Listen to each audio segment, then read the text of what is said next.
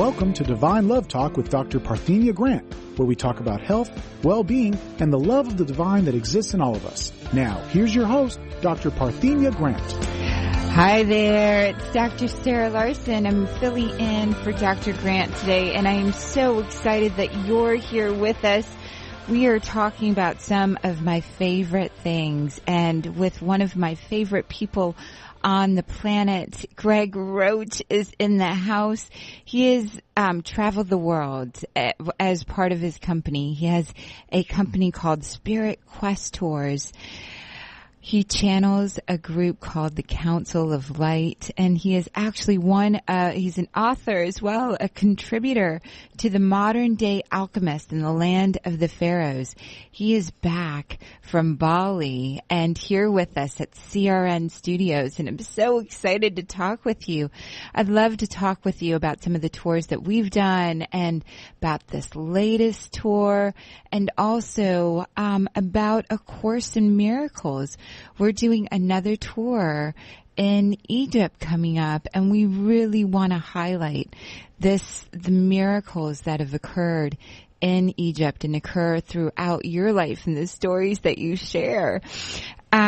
So welcome, Greg. I'm so glad you could be here. Thank you. I'm thrilled to be here as always. Yes, it's nice to see you. Although it's only been a couple of days since I saw you. Yeah, it was such a great thing. I teach a course here in Los Angeles called Personal Development for Extraordinary People, and Greg came in and co-taught.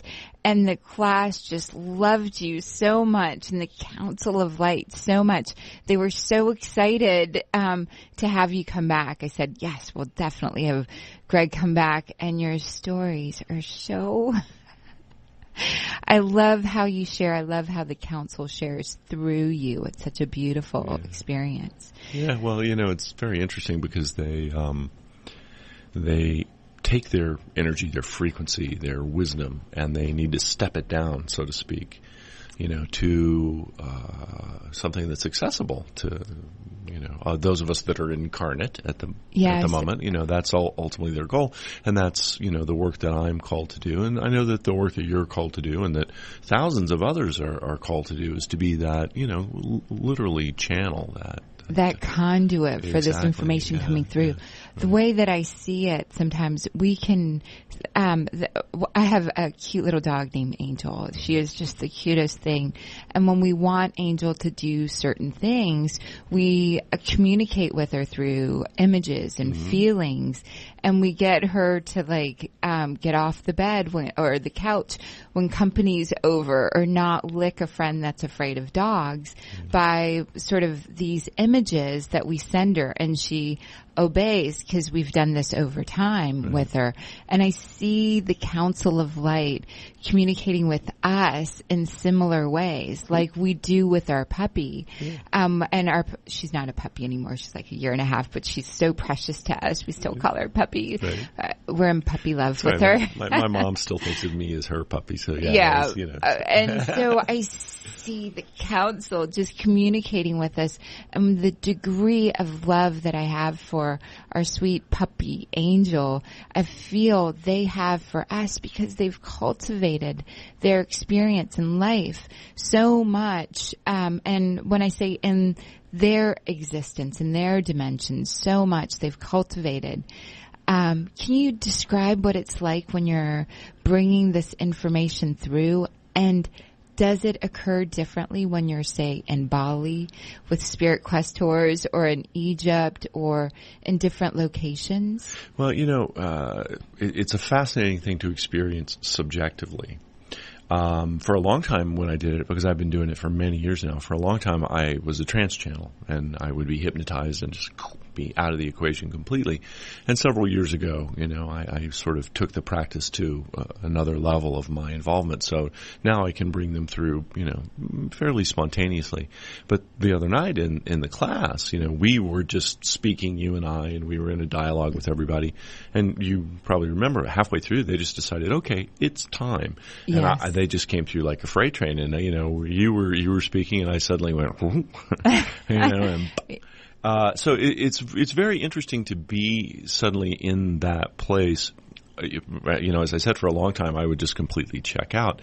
Now I'm present and I, am engaged or involved on some certain small level because, in a way, I'm sort of the control panel that they use. I'm the switcher and they go, yeah, let's go to this graphics package now and, give me some B-roll over here, and that, by analogy is my neurological system, my vocal cords. And, yes. But so it's fascinating to me to feel all of the different energies on their side that are coming through.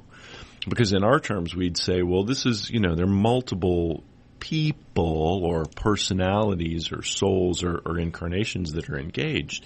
But they switch off so quickly that, sometimes almost mid-sentence, there'll be a different energy that comes through. And but maybe the most fascinating thing to me is how they see with the eyes of the heart. So my physical eyes are always closed.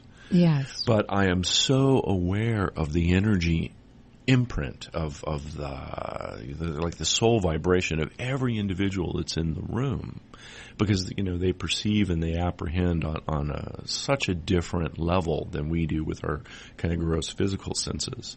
And so I'm privileged to be able to have a little taste of that when they come through. And that's quite an amazing feeling. As someone, in my experience of channeling, I've been doing it since I was young. And I think about this now. I went to 4 med schools because I saw weird things. Right. And I wanted to make sure that those, I wanted to certify myself in the field, in the medical arts or in the highest level. Right. And when I think back to sort of the process that I go through, what was really amazing was to experience the light that comes through your body and to see all of the energies that are around you. And they take on different colors. Like, it's all white, but it's a different hue or an intensity. It's sort of like being able to tell different flavors of chocolate. It's all chocolate, but it's, there's a little orange here, a little strawberry here, a little cayenne pepper with the new flavors. Yeah. And that's kind of what I experienced as you were channeling and bringing this information through. And I could feel myself intensify in the way that they were coming through me. Right, yeah. As well. That's an interesting analogy about, the different flavors of chocolate. And I think it's apt. One of the things that they've said to me really, really early on is, listen, the communication that's happening here is not about the words. The mind needs the words. We could do the work that we need to do with these people by, sitting in silence in a room for an hour, and the information would be transmitted, on a vibrational and energetic level. But people would be bored to death because, of course, the monkey mind needs its stuff, and there is, there's value to the wisdom that they impart for the conscious mind. But of course, our consciousness is such a thin band of what we truly are, whether from the subconscious or up into the superconscious, and those are the levels that they're really working at. But they also, come through and are hopefully entertaining. And so we are talking about the Council of Light, which was formerly known as, and I find that they came through to you in the shower. Yeah. They show up in the shower quite a lot, which, as I was saying the other day, is good because they don't take up much space. A lot of them will fit in there. For years since I began this work, they were identified as the Brotherhood of Light or the Great White Brotherhood. And oftentimes there'd be some confusion. People would have, well, what is that? And if you just see it printed, like the White Brotherhood, you can. It kind of, it has an effect just based on what we've seen over time. But the white refers to their aura or to the Absolutely. energy. Yeah, the purity of their energy. And so they came through just very recently before the class that we taught together and said, hey, please refer to us as the Council of Light. And actually I got engaged in that process. I got the impulse from them and the realization, and then my brain needed to get engaged and think, okay. So I thought, okay, light, I get it, rather than white, no racial overtones or whatever. How about fellowship? They said, no, there's still, patriarchal, a hint of the patriarchal imprint there, kind of something else. I'm like, oh, council. Yeah, that's good. But so then I ask them, like, why is it taking so long? And it's not just me that has referred to them as the way. Many people have. Yes. And it's, it's almost a little bit of an archaic term, because I found references going back, using that same terminology going back 100 years, 150 years, and I'm sure it's even older than that. And they said, well, our message has never been any different. We send the impulse. And then your job and the jobs of others is to take that, understand it, interpret it, render it into something that can be shared on the mundane plane. Yes. So it's not that we've changed our mind. It's that you've up-leveled your capacity to understand and interpret the impulses that are being given to you. And so that name has been consistent, but we're giving the impulse, the thoughts, a word that really resonates with the collective that's being called to connect with them on this side. And on the other side, they have multiple ways that impulse can be interpreted. And so this new reference to the Council of Light is still the same energy, same vibration, different name to incorporate, embody, an invitation to more that are, because we've up-leveled, humanity has up-leveled, we can now interpret their names in a higher manner, degree, understanding. Absolutely. Yeah, that's exactly right. And, it's like, okay, a century ago, yes, what would the voice of God sound like? It would probably be something, like, yea, verily I say unto thee. Yes. Because that's the way that, that was written and communicated. And so part of what they made me understand is, listen, you interpret that impulse, not just you, but all people, interpret these impulses from the beyond, from the unseen, from that higher realm. Oftentimes through sort of neurological constructs or cultural constructs that you've inherited where you don't even know what the source of it is. Yes. And so we have a terminology or a way of thinking or a way of speaking that is, perhaps decades old, that's come to us, and formed, in the neurological connections of our brain and our speech centers from the time that we're very, very young children. And it's only when you start to really take control of your consciousness that you begin to question some of these things and think, well, why do we use the word brotherhood? Yes, or sisterhood. Yes. When it's ultimately, beyond polarity. And I think the reason for that partly was so it wasn't a hierarchy. Mm-hmm. To really convey there is a consistent, we are your brothers, we are your sisters, and that's where we were before. And today I see humanity, the global humanity, really forming councils of all walks of life coming together to cause great miracles to occur here on earth. Mm-hmm. And that Council of Light really coming up. Yeah, absolutely. We're going to take a break in a little bit, and after the break, I really want to talk about Bali. I want to talk about Egypt. I want to talk about your recent trips and how others can really get connected to you and this Council of Light. And I want to find out, do people talk to you about being crazy because you speak to the other side? Yeah. And some of the stories that you might have to share about that. And so we are so glad that you're here with us on CRN. This is Dr. Sarah Larson on Divine Love Talk. We've got Greg Roach. He is the CEO of Spirit Quest Tours, and we will be back with some great stories about the Council of Light and traveling the world. Thank you all for being here with us. Hi there, it's Dr. Sarah Larson. You are listening to Divine Love Talk. I am here with Greg Roach, and we are so excited to share with you about the Council of Light, Greg's recent travels and our upcoming travel coming up. So we left off that segment with the question, like, do people think you're crazy because you channel the Council of Light, even though you've ran and had over 200 employees with some of your work? You did work for X-Files, the TV series back in the day. What do your friends or people, how do people respond to you? Well, here's the really important point. I think I'm crazy for channeling the Council of Light. Now, I was in resistance around this for quite a long time, when it first came to me. Yes. And, a big part of my resistance, or a portion of my resistance, was, well, what are people going to think, about this? And I had my own, really profound sense of disbelief around it. And sometimes I still do. Sometimes I kind of go, what in the world, But I've been shocked by several things.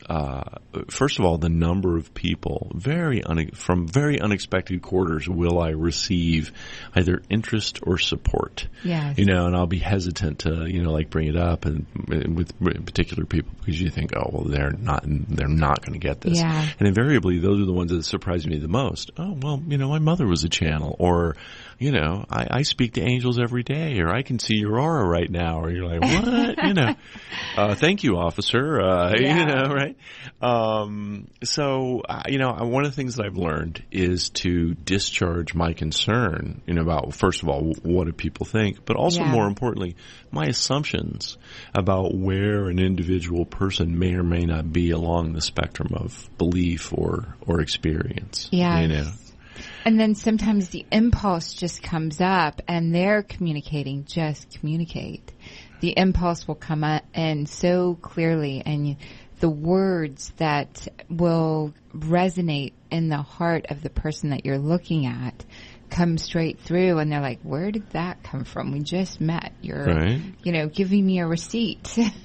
Yeah, absolutely. So, I know that there are people out there who think I'm, BSC, and who think we're BSC. I guess part of what I've learned, or the realization that I've come to, is, you just got to walk in the truth as you feel it. To be authentic to that. And, and in so doing, people will maybe be exposed to new concepts and open their minds a little bit. Yes. Or at a minimum, entrain to, hopefully a higher vibrational level that will allow them to, walk a little more gently in the world and, expand their hearts. And, Yeah, awesome. So tell us about what it's like to channel, say, in Bali or Egypt versus the U.S. What do you feel something different? Yeah, I think everywhere you're immersed in the field of that place, and every energy is distinct and unique. One of the differences, I suppose, is that, if I'm on a trip to Bali or a trip to Egypt, the people that are there in the channeling session are a little more distinctly self-selected than the people that might, say, come to a class at the gateway. Not that those people, aren't engaged, obviously, and in a very profound way. But if you've been willing to fly around the world and take 2 weeks of your life to work on spiritual transformation, or, this kind of experience, then, when that session comes, there's perhaps a greater level of, deep kind of energetic engagement. But they also, the council themselves, when you were asking me earlier, what's it like, to do that? One of the other things that I find fascinating is because they don't have, obviously, any sense organs. They don't have eyes, they don't have ears. So when they come into the vehicle of the body, they really like it. And the thing that is the most available to them and the most obvious to me is hearing. And that's one of the ways that I can tell that they're showing up, is because my hearing will shift quite a bit.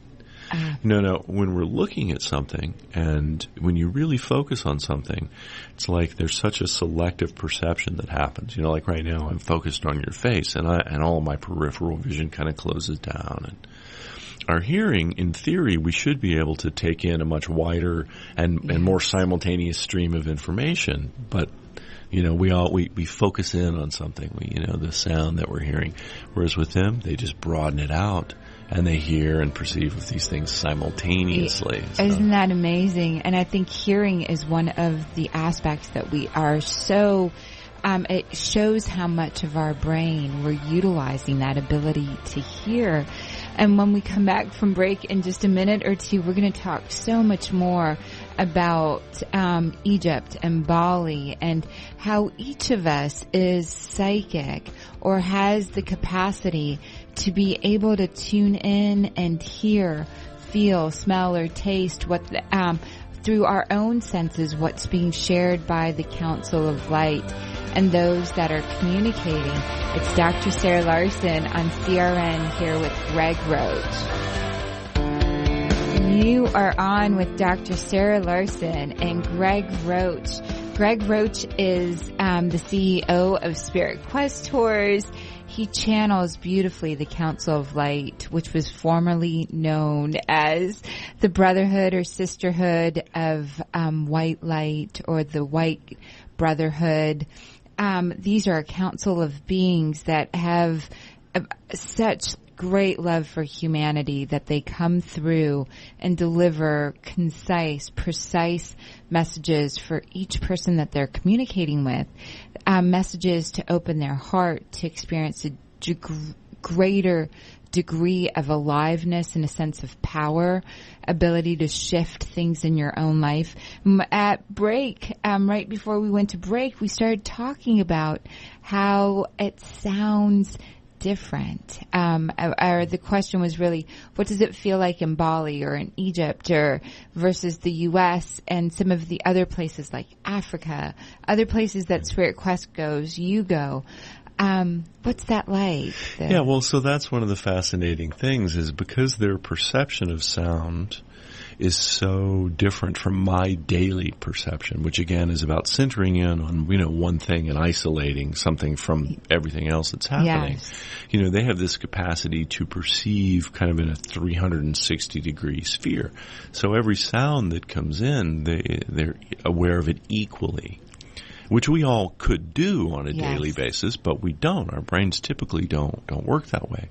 So when I'm in Bali and doing the channeling, the sound of Bali is just so radically, fundamentally different. And, so when we were doing the session the other day here in Los Angeles, the sounds are, there's some traffic going by on the street, the air conditioning handlers. Well, to them, it's all equal. That's just as beautiful as exotic jungle birds, crickets, and geckos would be, and the sound of surf, on the island of Bali. But so those distinctions are really emblematic of the differences in the energy field of these different places. And it's so beautiful how we can turn anything into sound or a song if we bring our heart frequency into it. Like if you're out on a date with your beloved, it doesn't matter what's going by. It sounds like under the sea, everything in the movie Little Mermaid, under the sea, everything's communicating that love sound. And so when it comes through, when the channeling comes through, and here mammals, dolphins are able to hear.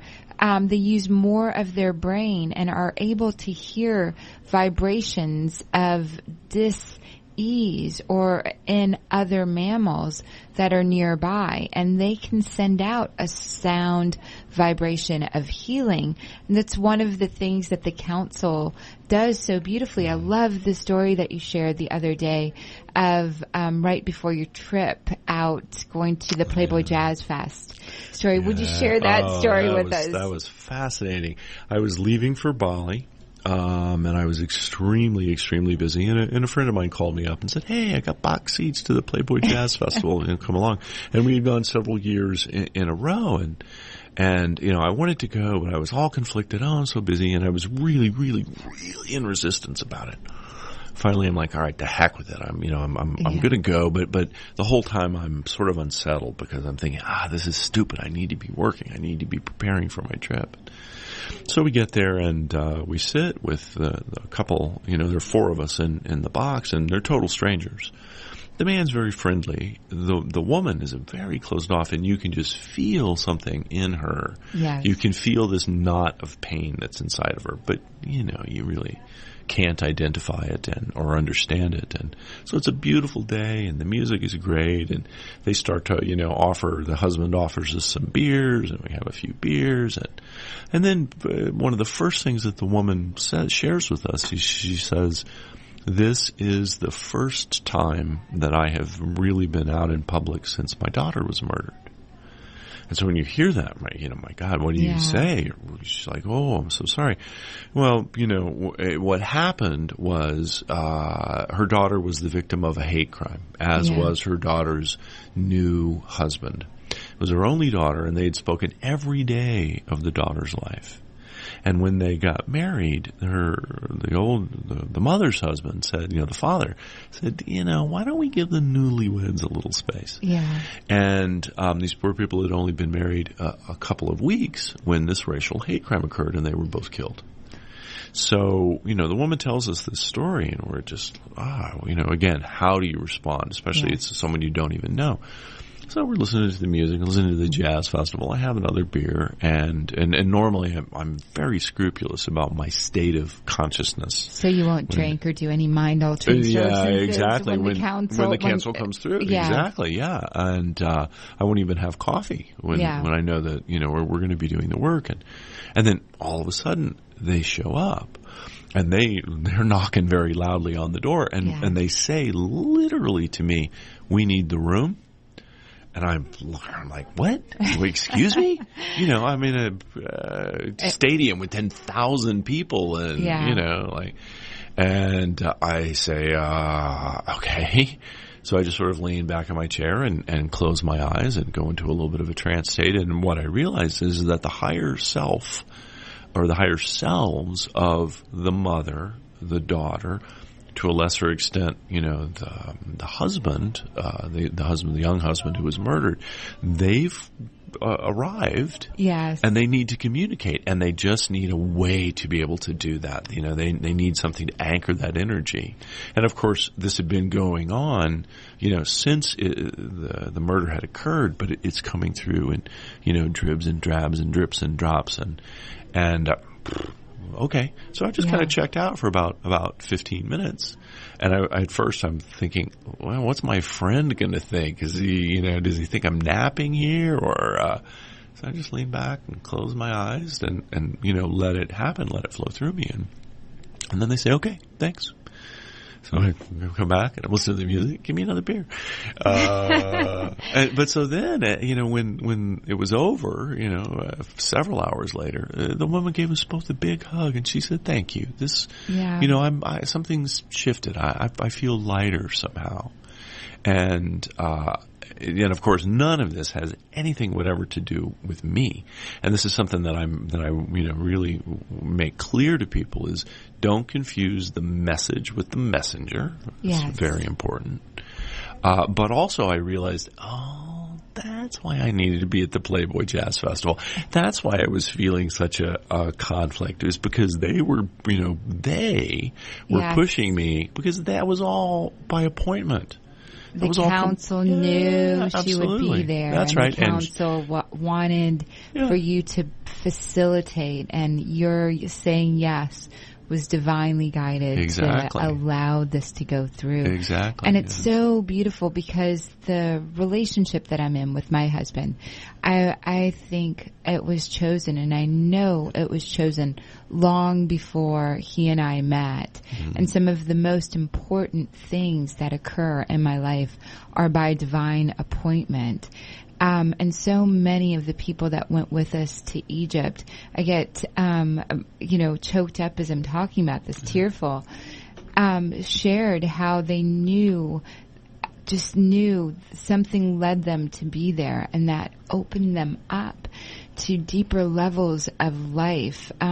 One person shared that they weren't going to live completely, but because they went on this trip, and I guess it's been about 6 months later, and we're still in communication. They're doing so well. Yeah. And by divine appointment, they checked in, and they got a new lease on life through this tour, through this experience of waking up to the that tour was called the Alchemy Tour. This next one is called the Course in Miracles, or Miracles in the Land of Miracles. Yeah. And so this one we're really bringing through so much.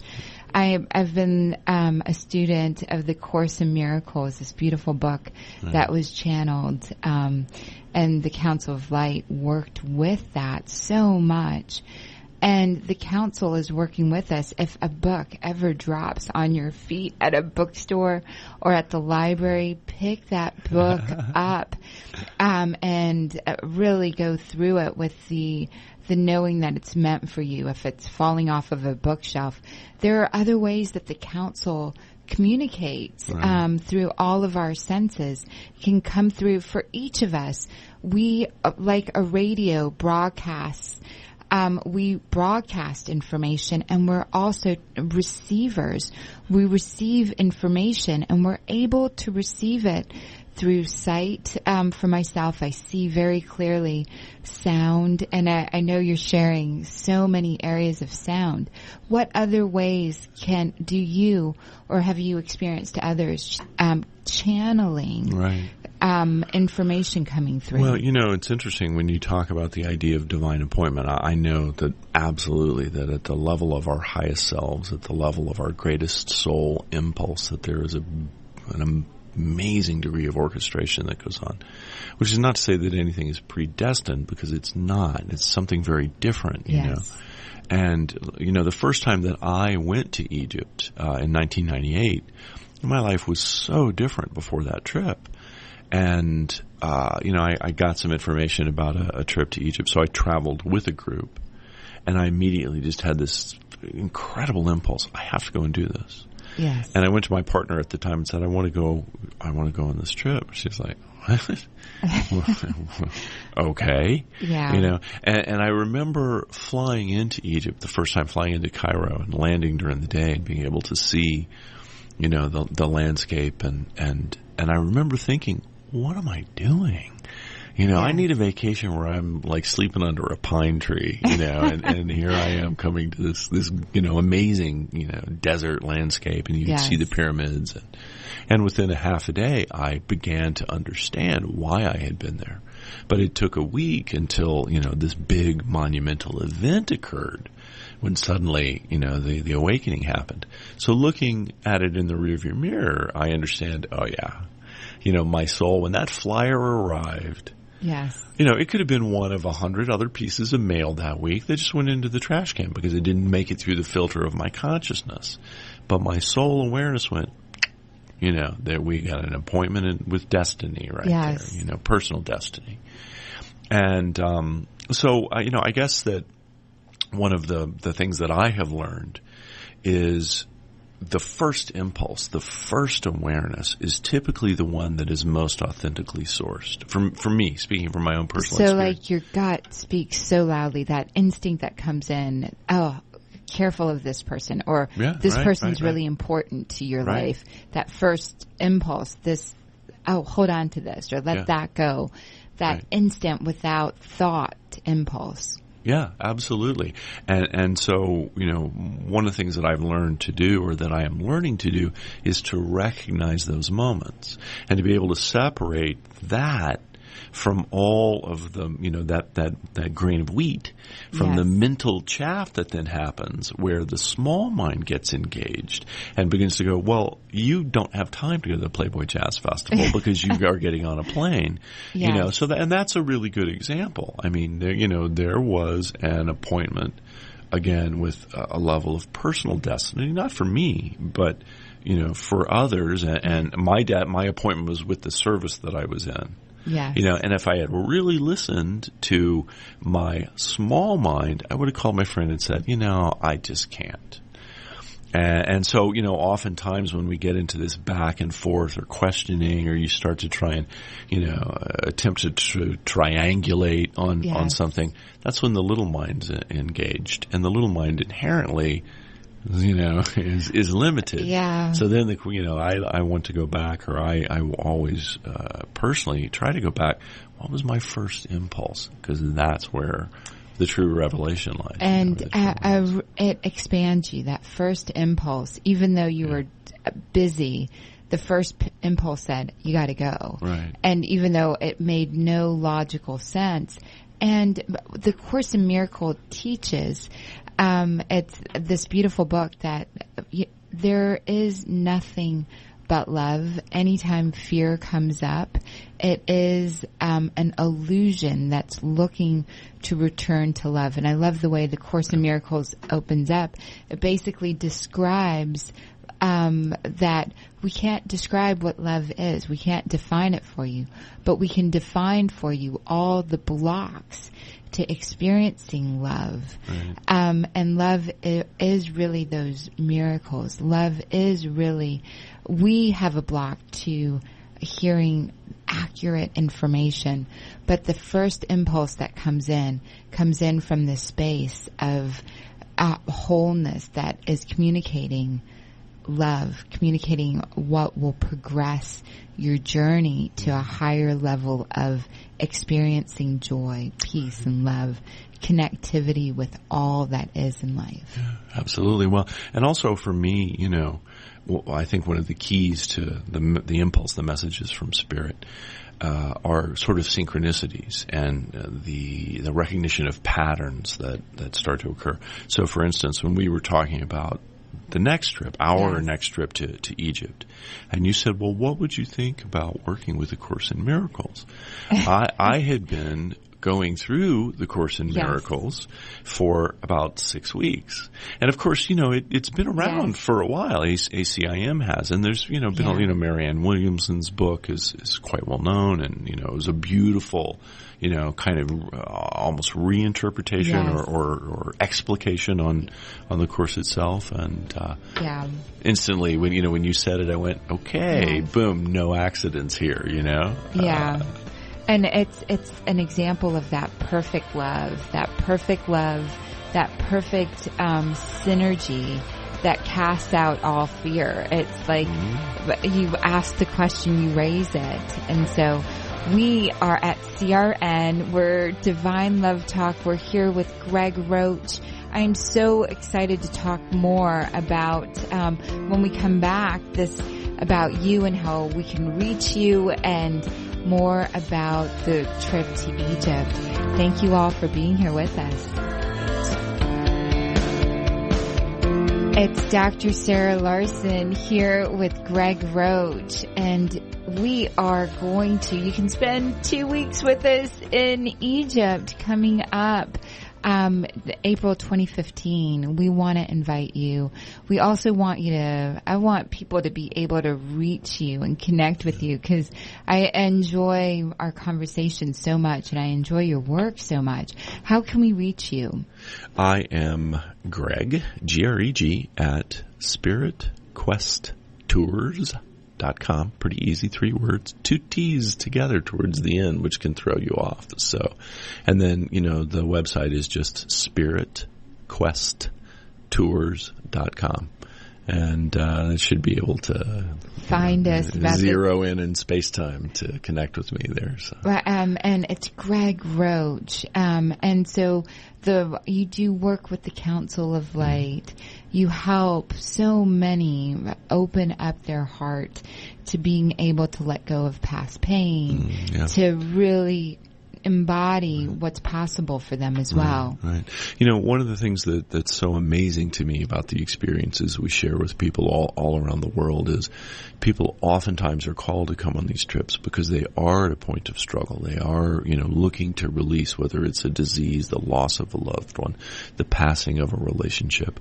And there's something about the energy field, not only of places like Egypt or Bali, for instance, that is inherently so healing. There's something about the mental space and the spiritual and emotional space of being outside your normal routine. Yes. And sharing that journey of healing, that journey of enlightenment with like-minded souls, like-minded people. Yes. And so I've seen, the collision of all of these factors in people's lives over and over and over again, allowing people to step through, some very important levels of healing in a greatly, greatly accelerated way. And that's one of the great blessings of doing this work. Not only do I get to travel these cool places with all these wonderful people, but, just on this last trip to Bali, there were a couple of people, one woman in particular that was just, and the difference in her from day one to her last day in Bali was just night and day. And it's so inspiring to see that transformation and to see how, we come together as this spontaneous community, but again, to realize this is all by appointment, every bit of it. Every bit of it to awaken into who we're here to be, and also to release any blocks to creativity, to love, to full self-expression. Absolutely. And that's what we're here to do at Divine Love Talk. We bring on some of the most amazing guests because we want you to be able to express all the love and creativity that's inside you. Again, your contact information, Greg at spiritquesttours.com. That's it. And then you are Greg Roach. I'm Dr. Sarah Larson. You can always find me on my website. You can find us, Divine Love Talk, on Facebook. It's drsarahlarson.com or Divine Love Talk. We love you, and we will see you. I'll be here next week, so be sure to tune in next week. Thank you, Greg Roach. I'm so grateful that you made time to come be with us and to bring the counsel and all the broad range of information and love that you carry. And your last few words. Join us. Come with us. Egypt, A Course in Miracles in a Land in Miracles. It's going to be freaking phenomenal. I can't wait. I'm so excited. Yes. So come join us. We want you with us to Egypt. Yeah. Thank you so much. And we'll see you all next week. Thank you.